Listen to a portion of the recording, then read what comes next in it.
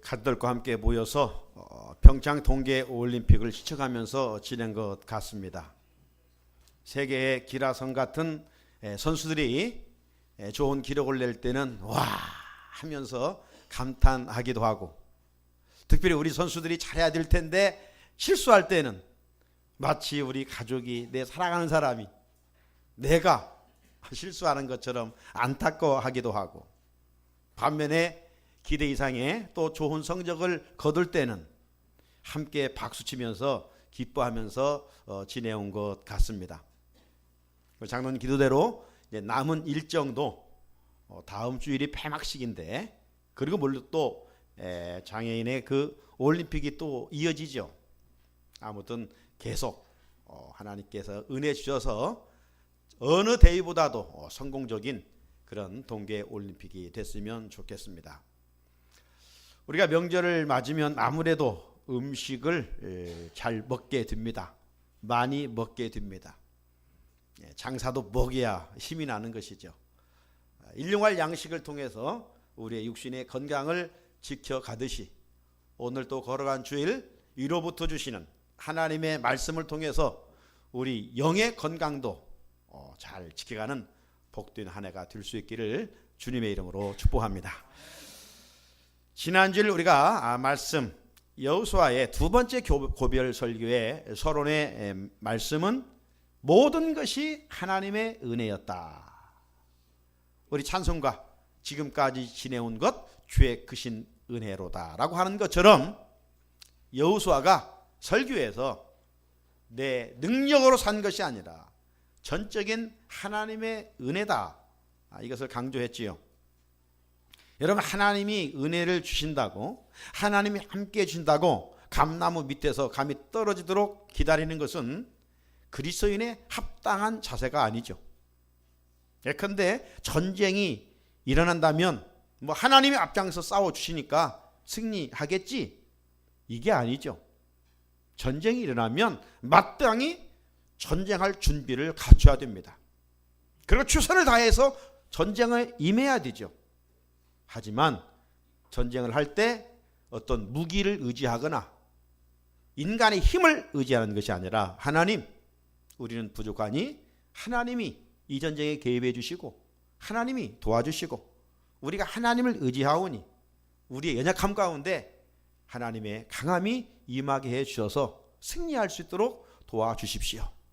이렇게 기도하는 마음으로 나아갈 때 하나님께서 그 마음 중심을 읽으시고 그 마음을 헤아리시고 하나님께서 은혜를 부어주셔서 승리할 수 있도록 이끌어 가신다는 사실입니다. 지난주일 여호수아가 세겜에 모인 이스라엘 백성들을 향하여 이 출애굽의 역사부터 더 길게는 구원받았던 아브라함의 그 삶의 자리, 우상 섬겼던 자리에서 구원해 주시고, 또 약속도 주시고, 430년 종살이에서 구원해 주시고, 자유 주시고, 광야 걷게 하시고, 요단강 건너가게 하시고, 가나안 정복 7년 전쟁에 승리하게 하시고, 너희들이 짓지 않은 집을 거주하게 하시고, 너희들이 심지 않은 열매도 거두게 하시고, 너희들이 짓지 않은 성읍도 얻게 하셨다. 이게 너희들이 잘나서가 아니다, 너희들이 힘이 있어서가 아니다. 하나님이 은혜를 주셨고 하나님이 함께해 주셨기 때문이다. 이런 역사를 회고하지 않았습니까? 그러면서 이제 오늘 여호수아는 세겜에 있는 백성들을 향하여 고별 설교로 결단을 촉구하고 있습니다. 어떤 결단을 촉구하고 있습니까? 너희들이 이방신을 섬기든지 아니면 야훼 하나님을 섬기든지 양자택일을 하라. 너희들은 어떤 선택을 하든지 나와 내 집은 오직 여호와를 섬기겠노라. 오늘 15절에서 그렇게 핵심적인 말씀을 선언하고 있습니다. 여호수아의 설교를 듣던 백성들의 반응이 어땠습니까? 그렇습니다, 우리도 하나님만 잘 섬기겠습니다, 여호와 말씀에 순종하겠습니다, 그렇게 반응을 했습니다. 여호수아의 설교를 듣던 그 당시 백성들은 그래도 그 신앙을 잘 이어갔습니다. 그런데 불행하게도 이제 여호수아가 맞춰지고 사사기로 이어지잖아요. 그래서 사사기에 보게 되면 다른 세대들은 여호와를 섬기는 것을 잃어버리고 오히려 우상을 가까이 하는 불행의 역사를 자초하고 말았던 것이죠. 그래서 사사기 시대는 영적으로 암흑기의 시대를 맞게 되는 것을 성경은 보여주고 있습니다. 신앙은 나의 세대에서 끝나는 것이 아니라 계승되어야 됩니다. 이어져야 됩니다. 자, 오늘 본문은 어떻게 시작을 하고 있습니까?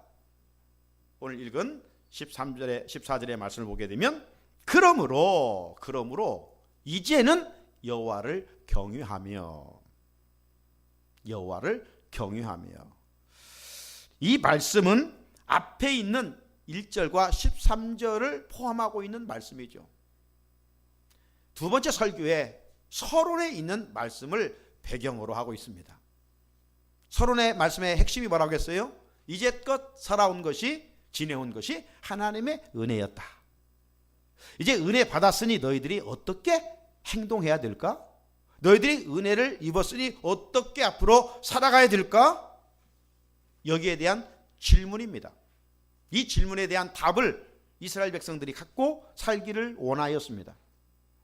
음력으로 2017년 한 해 동안 우리가 수고했지만 전적인 하나님의 은혜라는 그 고백 속에 이 신앙을 가졌다면 이제 2018년 여러분은 하나님 앞에서 어떻게 행동하겠으며 어떻게 살겠습니까? 라고 하는 답을 오늘 말씀 속에서 얻을 수 있어야 합니다. 14절을 보면 온전함과 진실함으로 그를 섬기라. 은혜 받은 자의 삶은 하나님을 섬기되 여기 있는 말씀처럼 온전함과 진실함으로 섬길 것을 말씀하고 있습니다. 자녀들은 부모를 섬깁니다. 부모를 섬기는 방법은 다양합니다. 하지만 부모를 섬기는 가장 좋은 효도는 무엇일까요? 부모 말씀에 순종하는 것이죠. 부모 말씀에 순종하는 거예요. 에베소 6장 1절로 2절을 보면 자녀들아 주 안에서 너희 부모에게 순종하라. 이것이 옳으니라. 이것이 옳으니라. 그렇게 말씀하고 있습니다. 여러분 세상에 옳은 일이 참 많이 있죠. 그러나 자기 입장에서 생각하기 때문에 옳은 것이 다른 사람은 얼마든지 다를 수 있어요. 틀릴 수도 있어요. 객관적인 기준에서 하나님이 가장 옳은 일이 뭐라고 말하는가? 부모를 섬기는 일에 있어서 부모에게 순종하는 일이라고 말씀합니다. 부모에게 순종하지 않고 별 일을 다 할지라도 그것은 부모의 기쁨이 되지를 못하는 거예요. 이런 맥락에서 우리가 하나님 아버지를 섬기는 일의 으뜸도 뭐냐? 우리가 좀 남보다 뭐 봉사를 더 한다고? 남보다도 뭐 헌신을 좀 한다고? 남보다 뭐 좀 뭐 한다고? 잘못하면 이런 것은 인간적인 의를 나타내는 또 하나의 하나님 앞에서 죄를 범할 수 있는 겁니다. 그러므로 오늘 우리가 하나님을 잘 섬기는 일의 으뜸은 하나님 말씀에 순종하는 거예요. 하나님의 말씀을 지키는 거예요. 바울은 고린도전서 7장 19절에서 이렇게 말씀하고 있습니다. 여러분 보십시오. 할례 받는 것 아무것도 아니다. 할례 받지 않는 그것도 아무것도 아니다. 정말 중요한 건 뭐냐? 오직 하나님의 계명, 하나님의 말씀을 지키는 것이다. 그렇게 말씀하고 있어요. 이걸 좀 쉽게 덮여놓으면 뭐 혈통적으로 유대인이냐 이방인이냐 이게 중요하지 않다는 겁니다. 예수를 얼마나 오래 믿었느냐, 어떤 직분을 가졌느냐 이게 중요하지 않다는 겁니다. 하나님의 관심의 초점은 네가 얼마나 내 말을 지키느냐, 네가 얼마만큼 예수 믿어 말씀대로 순종하고 살고 있느냐, 여기에 관심이 있다는 것입니다. 부정적인 방법으로 돈을 벌어 하나님께 헌금한다고 그 헌금이 하나님의 기쁨이 되겠습니까? 어떤 양을 떠나서 정말 하나님께 드려질 때 주님을 사랑하는 마음으로, 감사한 마음으로, 마치 두 렙돈을 드렸던 이 과부의 그 마음처럼 드려질 때 하나님이 그 예물을 기쁘게 받으시는 것 아니겠습니까? 고로 성경이 가르쳐준 정신대로 말씀대로 믿고 말씀대로 순종하는 것이 형식적인 제사를 드림보다 나음을 우리는 결단할 수 있어야 됩니다. 기억할 수 있어야 됩니다. 마음에 새길 수 있어야 합니다. 여호와를 경외한다는 것은 다른 게 아니에요. 하나님 말씀대로 순종하며 살겠다는 거예요. 또 하나, 여호와를 경외한다는 것은 하나님이 싫어하시는 것은 멀리하는 거예요. 하나님이 싫어하시는 것, 내가 좋아할지라도 하나님이 싫어하신다면 멈추는 겁니다. 하나님이 싫어하시는 거 뭐예요? 많이 있지만 하나님이 싫어하시는 것, 먼저는 원망불평. 하나님이 싫어하시고 원망불평. 네? 자녀들이 원망불평하면 좋아할 부모가 있어요? 실상 자녀들은 부모의 은혜로 사는데 하나님은 원망불평. 광야에서조차, 살 수 없는 곳에조차 원망불평 싫어하셔요. 우리는 실상 광야 같은 세상 살아가요. 문제가 많지요. 자고 일어나면 이 문제 저 문제 끊임없이 문제가 찾아와요. 그러니까 우리는 얼마든지 원망불평할 수밖에 없어요. 그래 하나님은 싫어하신다는 거예요. 남편에 대한 원망, 아내에 대한 원망, 자녀에 대한 원망, 대인관계, 하나님과 관계 속에서 원망불평은 하나님이 싫어하셔요. 그러면 또 하나, 하나님이 교만은 싫어하셔요. 교만한 자는 패망의 선봉이라고 말씀하셨어요. 교만한 자는 하나님이 반드시 꺾으셔요. 그래서 우리는 늘 주님의 겸손한 마음을 이식시켜 주십시오. 겸손해야 돼. 하나님과 사람 앞에 겸손해야 돼. 그리고 하나님이 싫어하시는 것은 음행이에요. 음란한 짓은 하나님이 싫어하시오. 왜? 그분은 거룩하신 분이시기 때문에. 그리고 또 하나, 오늘 본문과 맥을 같이 하면 하나님은 우상숭배를 싫어하셔요. 우상숭배를 하는 것은 받은 바 하나님의 은혜를 배은 망덕하는 짓이에요. 왜 하나님 우상숭배를 싫어하실까요? 하나님이 저와 여러분을 너무나도 사랑하시기 때문입니다. 나를 사랑하여 구원하기 위하여 당신의 아들까지 되어 십자가에 죽게 했는데 우리가 그 하나님 대신 다른 것 기웃거리고 다른 것도 사랑하고 다른 것 의지하고 다른 것도 붙들고 다른 것도 없이 못 살겠다고 하면 하나님이 그 모습 싫어하셔요. 그래서 하나님은 오늘 보면 이 19절을 가보면 질투하시는 하나님이다. 오늘 18절까지 읽었지만은 그 뒤로 가보면 하나님은 어떤 하나님? 질투하시는. 왜 질투합니까? 내가 사랑하는데 나를 사랑하지 않고 다른 것을 더 사랑하니까 질투하죠. 그러므로 우리는 하나님 자리에 다른 것을 올려놓으면 안 돼요. 돈이 하나님 자리에 올라가 있으면 안 돼요. 세상적인 힘이 하나님 자리에 올라가 있어도 안 돼요. 자기 자녀가 하나님의 자리에 올라가 있어도 안 돼요. 세상 그 어떤 것도 하나님의 자리를 대신할 건 없어요. 우리가 할 일은 뭐예요? 은혜 받은 우리가 할 일은 하나님을 경외하는 일인데 그 경외하는 일은 말씀에 순종하는 일과 우리가 마음과 뜻과 힘과 정성을 다하여 그분을 사랑하는 일이에요. 신앙생활에서 하나님 이외에 다른 것을 더 사랑하거나 더 섬길 것은 있을 수가 없어요. 우상을 섬기든지 하나님을 섬기든지 양자택일이라는 것입니다. 양다리를 걸치고 신앙생활 하지 말라는 거예요. 양자 중 하나를 선택하라는 것입니다. 지금 여호수아는 죽기 전에 지금 이스라엘 백성들을 다세겜에 모여놓고 고별설교 두 번째 지금 본론을 이어가고 있습니다. 선택을 강조하면서 오늘 여호수아는 15절에서 이렇게 선포하고 있는데 같이 한번 읽어볼까요? 15절 시작. 만일 여호와를 섬기는 것이 너희에게 좋지 않게 보이거든 너희 조상들이 강 저쪽에서 섬기던 신들이든지 또는 너희가 거주하는 땅에 있는 아모리 족속의 신들이든지 너희가 섬길 자를 오늘 택하라. 오직 나와 내 집은 여호와를 섬기겠노라 하니. 아멘.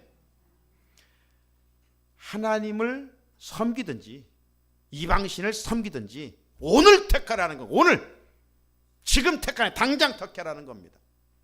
마귀의 작전이 뭔지 아세요? 마귀는 그래 지금 하지 말고 나중에 해. 나중에 천천히 해. 다음에 해. 다음에 해. 예? 그거 늦지 않아. 나중에 하라니까. 자꾸 우리 그래요. 지난번 제주교회 강사로 오셨던 목사님이 기회라고 하는 녀석은 앞에 머리가 있고 뒤에는 대머리라고 그랬죠. 그래서 앞에 있을 때 잡아야지 뒤에 잡으려고 하면 뭐 대머리가 어떻게 잡히냐 이 말이에요. 기회라고 하는 것은 지금이라는 게 당장 오늘 지금이 은혜 받을 만한 때요. 지금이 구원의 날이라고 했지. 나중에 뭐 하겠다는 사람들과 별 볼 일 없다고 하잖아요. 그죠? 그 마귀는 자꾸 나중에 다 그렇게 늘 우리를 유혹해요. 그래서 성령님은 우리에게 당장 지금 하라는 거예요. 지금. 신앙은 고무줄처럼 느슨하면 안 돼요. 당장 결단해야 돼. 하나님을 섬기든지 이방신을 섬기든지. 여호수아는 어떤 결단을 했어요? 오직 나와 내 집은 여호와를 섬기겠노라. 이 여호수아의 이 고백과 신앙이 우리 모두의 고백과 신앙으로 이어지기를 주님의 이름으로 축복합니다. 네. 여호수아의 설교를 듣던 백성들이 세 가지로 반응했는데 오늘 어떤 반응을 우리에게 교훈해 주는지 살펴보자 합니다. 첫째는 결단하는 신앙을 가져야 됩니다. 따라합시다. 결단하는 신앙. 지금 이스라엘 백성들 어디에 모였다고요? 세겜에 모였어요. 세겜에 모였어요. 오른쪽에는 그리심산이 있고 왼쪽에는 에발산이 있어요. 그 산 중앙에 세겜이라는 곳이 있었는데 왜 다른 곳도 많은데 지난 주일날 세겜이라고 그랬어요? 그 세겜은 믿음의 조상 아브라함이 첫 번째 가나안 땅에 들어가서 예배드렸던 곳이고 야곱도 거기에서 하나님 앞에 이방 신상을 다 묻어버리고 언약갱신했던 곳이고 이스라엘 백성들이 광야를 지나 40년 후에 약속의 땅에 들어왔을 때 세겜에서 언약갱신을 했던 장소였기 때문에 이스라엘 백성들에게서 이 세겜이라고 하는 것은 참 중요한 의미가 있다. 지난주일 그렇게 말씀을 드렸어요. 자, 여호수아가 세겜에 모인 백성들을 향해 단호하게 외칩니다. 너희가 섬길 자를 오늘 택하라는 것입니다. 하나님은 인격을 가지신 분이십니다. 억지로 선택하게 하지 않습니다.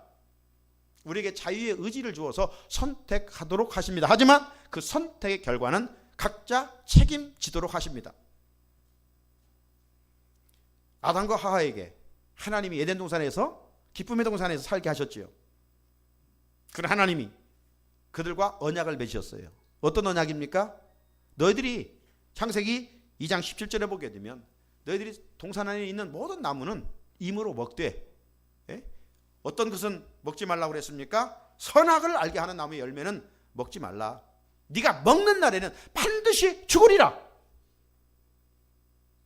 그렇게 말씀하셨잖아요. 그런데 이들이 여호와 말씀에 불순종하고 잘못된 선택을 하게 된 것이죠. 그랬던 선택을 하게 됐어요. 그래서 기쁨의 동산, 살기 좋은 축복의 에덴의 동산에서 쫓김을 당하고 말았죠.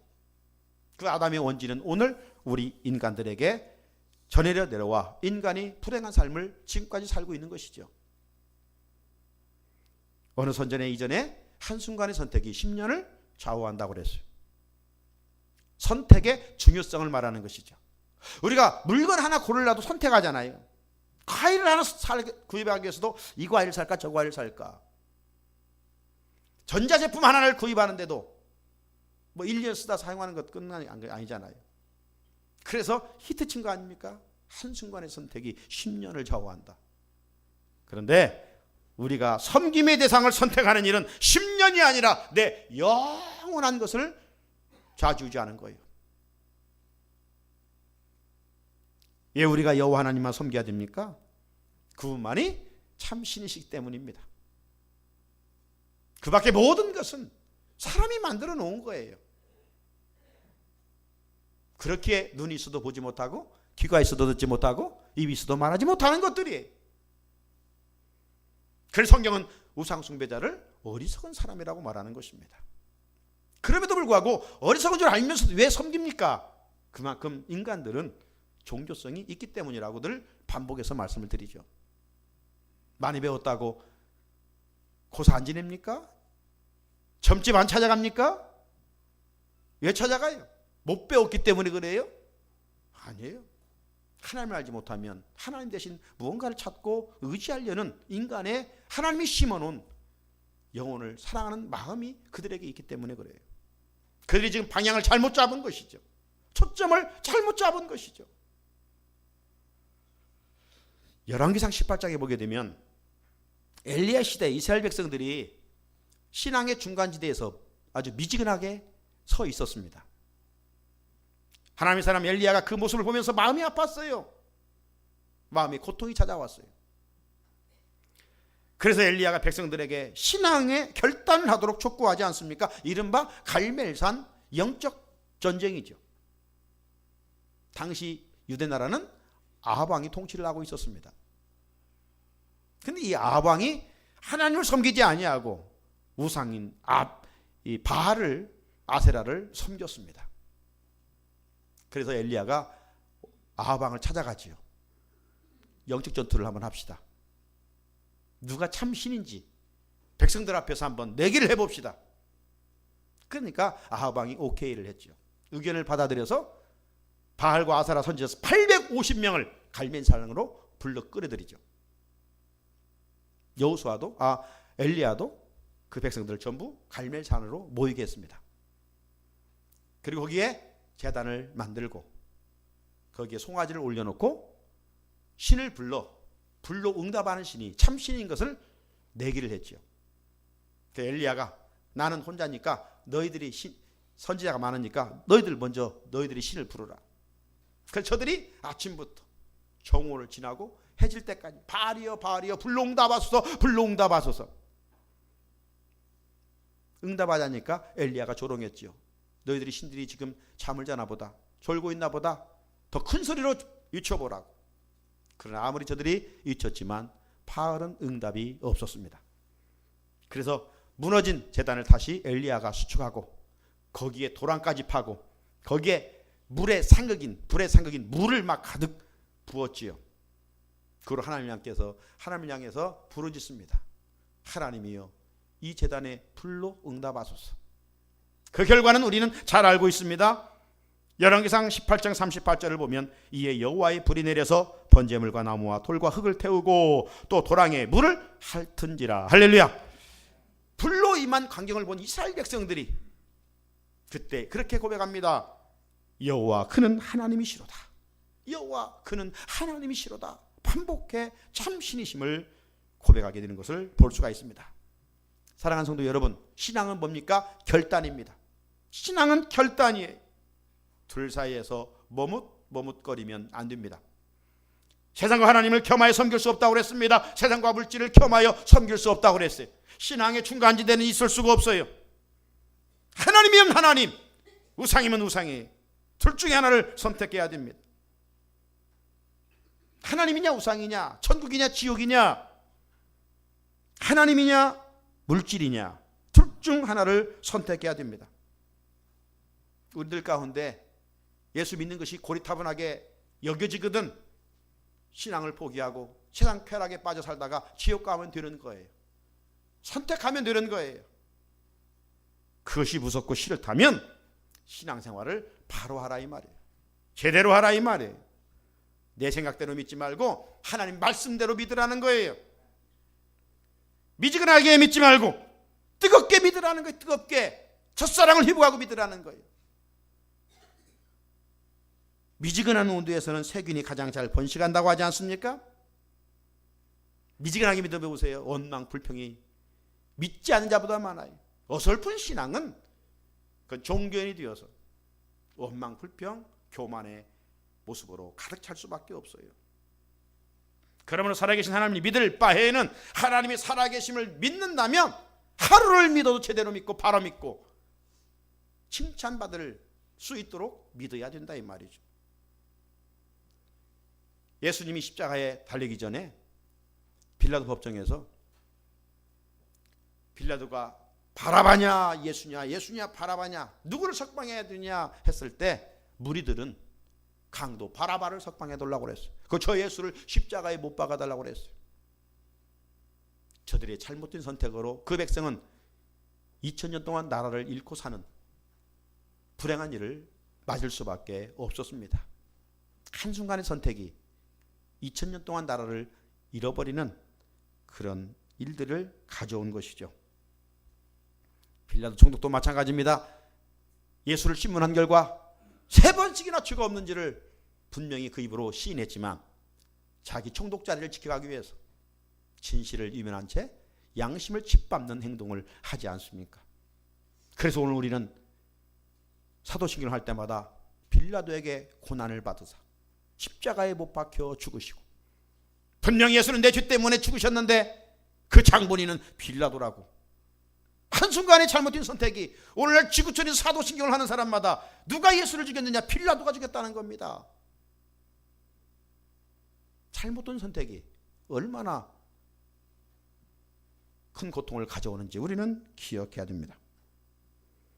하지만 다니엘은 젊은 청소년기에 바벨론으로 포로로 잡혀갔지만 그가 용모가 뛰어나고 또 귀족 출신이었기 때문에 바벨론 왕으로부터, 느부갓네살 왕으로부터 부름을 받아 훈련받고 귀하게 쓰임받으려고 했을 때 그는 왕이 먹는 산의 진미를 거부합니다.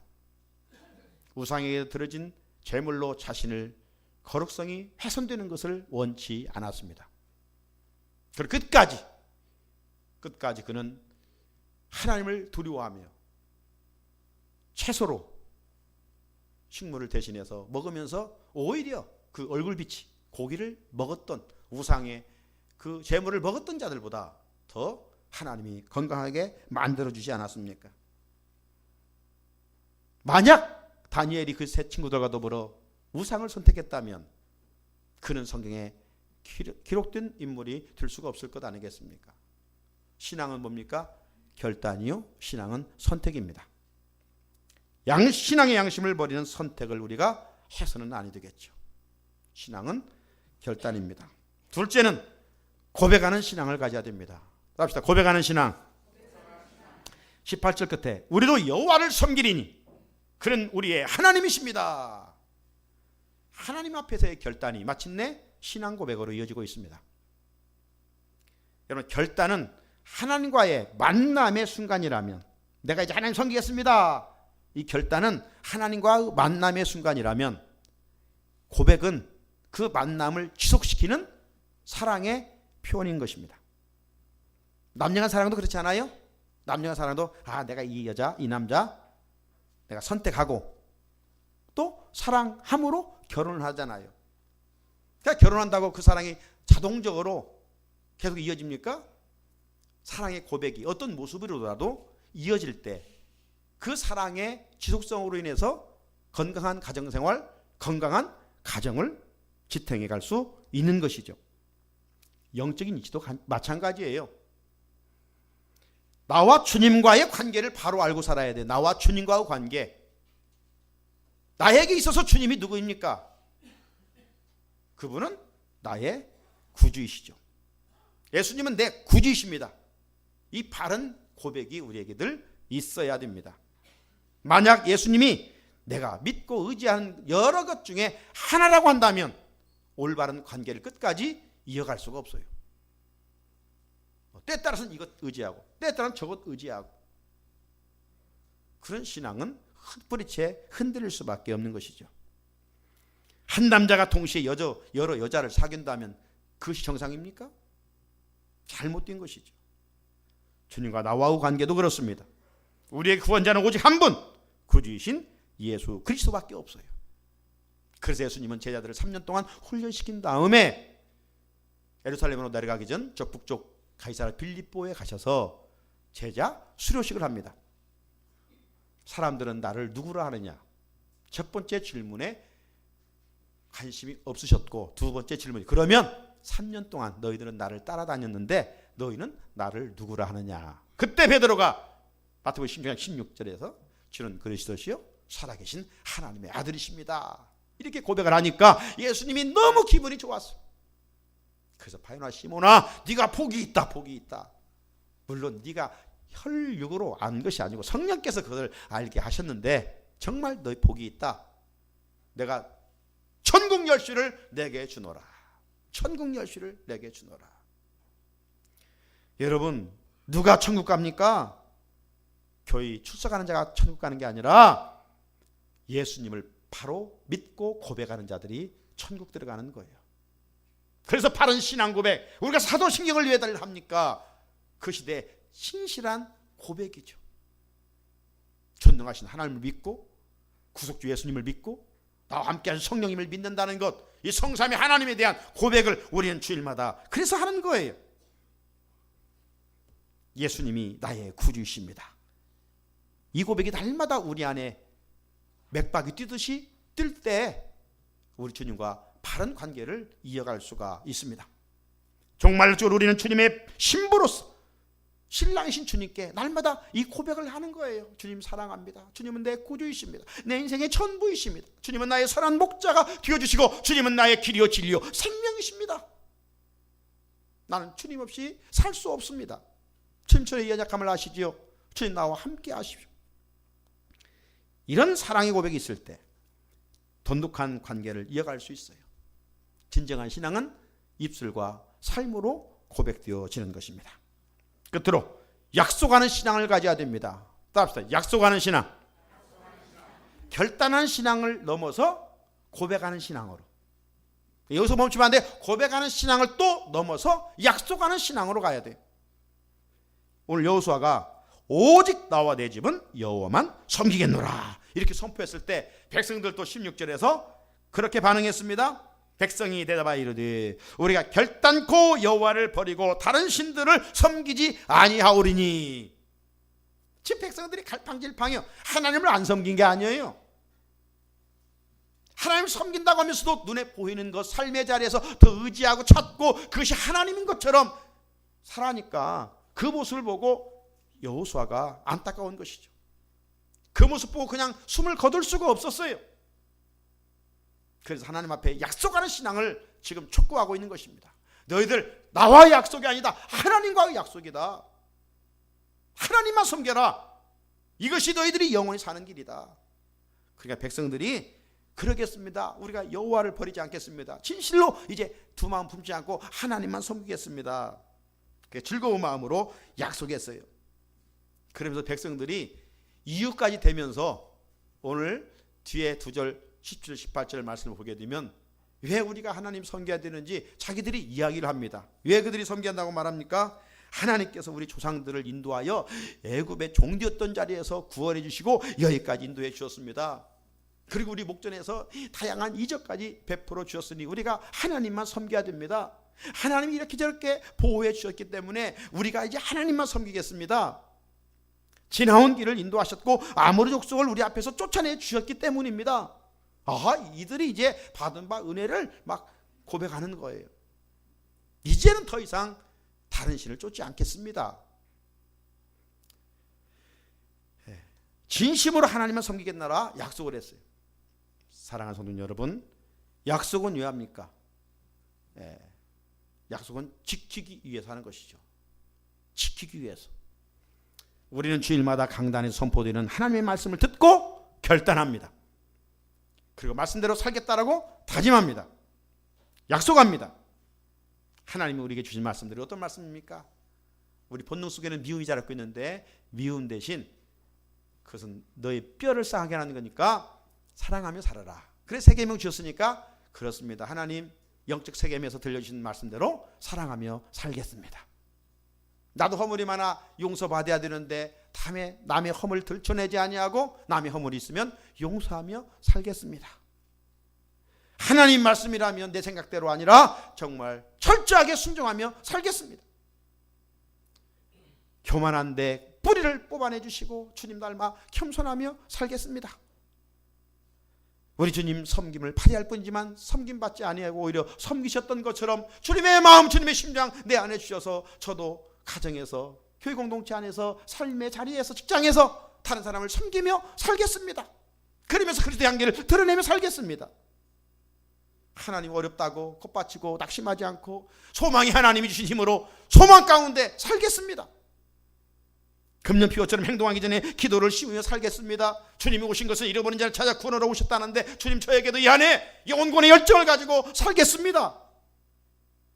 하나님의 은혜를 잊지 않으며 살겠습니다. 이 모든 것들은 다 영적 세계면 이곳에서 말씀을 듣고 우리는 다짐하고 결단하고 약속하는 것입니다. 이 약속이 편들리지 않도록 우리가 힘써야 되겠죠. 그러나 우리가 작심삼일이 될 수가 있어요.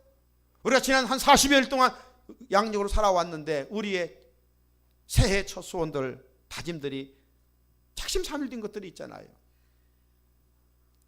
이만큼 우리는 약해요. 내 힘으로 할 수 없어요. 그래서 나는 부족하지만 하나님이 도와주시면 할 수 있습니다. 하나님 의지합니다. 하나님 사랑합니다. 도와주십시오. 성령님 도와주십시오. 음력으로 우리는 새롭게 출발합니다. 여호수아와 이스라엘 백성들이 여호와 하나님만 섬기느라고 다짐했고 결단하고 고백했고 약속했습니다. 영적 세계민 이곳에서 다시 한번 이 귀하고 거룩하고 아름다운 신앙을 이어감으로 이 시대 복된 성산의 성도들이 되기를 주님의 이름으로 축복합니다. 주신 말씀 듣고 기도드리겠습니다. 거룩하신